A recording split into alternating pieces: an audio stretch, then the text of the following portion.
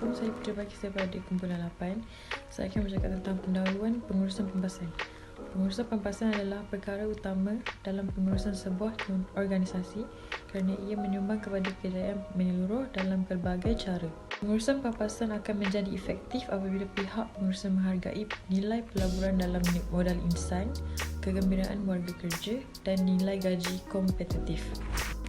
Selain itu, merancang pakej pempasan yang menarik dan berdaya asing merupakan tugas utama pengamal sumber manusia. Kajian kos sara hidup standard kehidupan menjadi satu keperluan dalam menentukan apa yang perlu ditawarkan. Namun begitu, terdapat banyak isu berkaitan pengurusan pempasan yang berlaku dalam organisasi di Malaysia. Sejauh manakah isu ini dapat ditangani oleh pengamal sumber manusia? Antara isu yang nak kami kaji dalam laporan tersebut adalah berkaitan artikel yang bertajuk Kilang Tutup, Kerja Tidak Dapat Gaji dan Pampasan. Berdasarkan artikel yang dipilih, rumusan kes untuk artikel tersebut adalah pampasan merupakan salah satu aspek penting dalam organisasi kerana ia menghubungkan hubungan di antara majikan dan pekerja. Isu pampasan amatlah kerap berlaku dan menjadi bola hangat kepada setiap pekerja yang bekerja di organisasi atau mana-mana syarikat di negara ini. Berdasarkan artikel yang dipilih, isu pampasan ini berlaku di salah sebuah kilang yang terletak di Jalan Beruas Air Tawar Perak.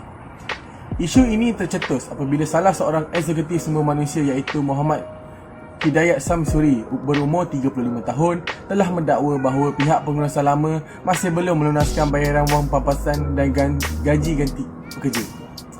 Menurut beliau, kilang tersebut ditutup sepenuhnya pada 26 November dan sudah membayar wang pampasan pada kumpulan pertama.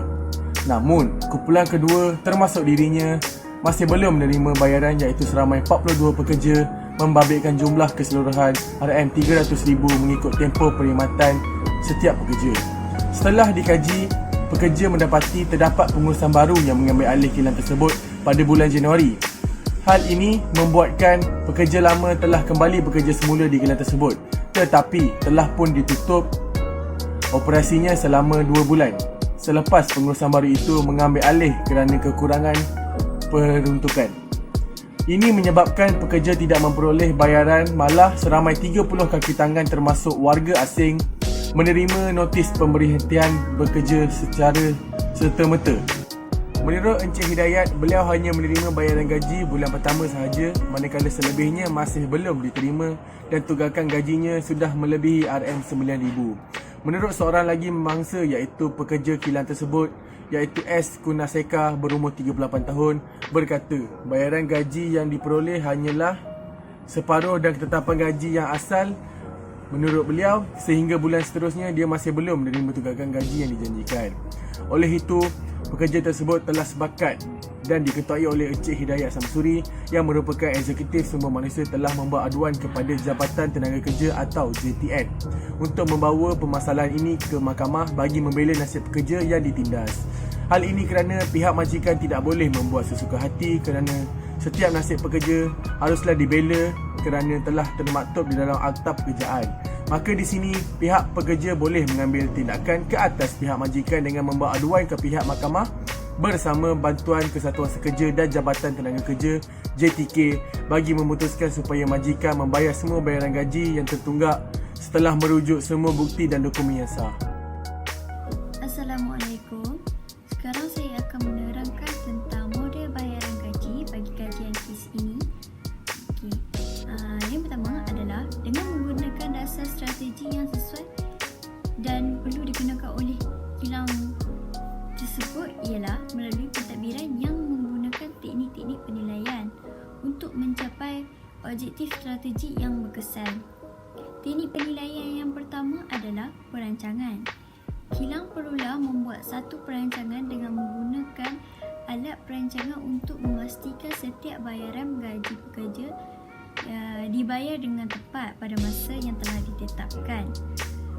Selain itu, kilang tersebut juga perlulah membuat perancangan untuk mengatasi masalah permintaan terhadap sarung tangan yang amat merosot pada masa kini.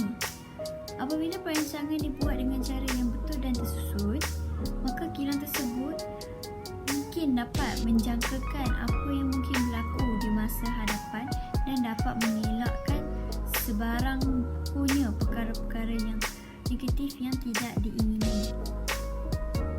Okey, belanjawan pula. Kilang perlu membuat pembentangan bajet ataupun perbentangan belanjawan untuk setiap tahun supaya dapat membuat kiraan yang betul untuk menjalankan perniagaan sarung tangan dia. Penilaian menggunakan teknik belanjawan ni sangat penting tau. Sebab dia melibatkan modal company, modal kilang. So, kalau kita ikut setiap belanjawan yang ditetapkan, dia dapat mengelakkan berlakunya pembelanjaan lebih daripada pulangan untung yang akan diperolehi oleh kilang. Okey, contoh. Company saya memperuntukkan RM700,000 untuk setahun untuk pengeluaran sarung tangan getah. Tapi pada tahun ni syarikat saya dah telah menggunakan wang sebanyak RM1 juta untuk pengeluaran sarung tangan sahaja. So dekat situ company akan mengalami kerugian sebab dia mengeluarkan wang lebih daripada apa yang sepatutnya diperuntukkan. So bila dia keluarkan duit banyak, maksudnya dia keluarkan produk tu banyak lah kan. Lepas tu tak ada permintaan yang tinggi untuk sarung tangan tu. So dekat situ mungkin berlakunya kerugian besar and mungkin akan terjadinya pemberhentian pekerja. Lepas tu bila dia dah berhentikan pekerja, dia tak ada duit nak bayar pampasan. So jadilah isu pekerja tidak dibayar pampasan. Terima kasih. Alat yang terakhir bagi teknik-teknik penilaian ialah komunikasi. Komunikasi sangat penting bagi mana-mana organisasi. Tidak kisahlah organisasi tersebut besar maupun kecil. Apa yang saya cuba sampaikan dekat sini ialah bukan hanya majikan yang berhak bersuara untuk memberikan pendapat ataupun pandangan mereka kepada pekerja. Sebaliknya, pekerja juga berhak untuk memberi pandangan atau pendapat mereka jika masalah berlaku pada organisasi. Melalui hal ini juga secara tidak langsung akan dapat mengelakkan majikan ataupun pihak organisasi memberhentikan pekerja mereka tanpa sebarang notis awal ataupun diberhentikan secara tiba-tiba. Komunikasi merupakan salah satu kemahiran yang perlu ada. Melalui cara perbincangan, mungkin pekerja akan lebih memahami dengan apa situasi yang sedang dihadapi oleh organisasi ataupun syarikat mereka, dan mungkin mereka juga akan memberikan sedikit masa ataupun satu tempoh yang panjang untuk syarikat kembali pulih dan kembali stabil pada semua pihak. Contohnya, jika organisasi tersebut mengalami satu masalah ataupun kesukaran, dan seharusnya mereka berbincang dengan pekerja mereka untuk menyelesaikan masalah ini. Sedaya upaya untuk membantu pekerja mereka yang sedang menghadapi masalah, misalnya masalah gaji ataupun masalah cuti. So, jika ada satu komunikasi yang berkesan di antara pekerja dan juga majikan, sudah tentu akan menjadi tiang utama untuk sesebuah organisasi tersebut meneruskan visi ataupun misi mereka untuk terus melangkah walaupun syarikat mereka sedang mengalami satu masalah. Dalam hal ini juga mungkin satu komunikasi ataupun satu perbincangan yang berkesan akan menyebabkan pekerja ataupun pihak majikan akan mempercayai antara satu sama lain untuk meneruskan visi misi mereka walaupun dalam keadaan syarikat yang tidak berapa stabil dan mungkin mengalami sesuatu masalah dan menyebabkan mereka susah untuk mendapat di dalam mana-mana industri.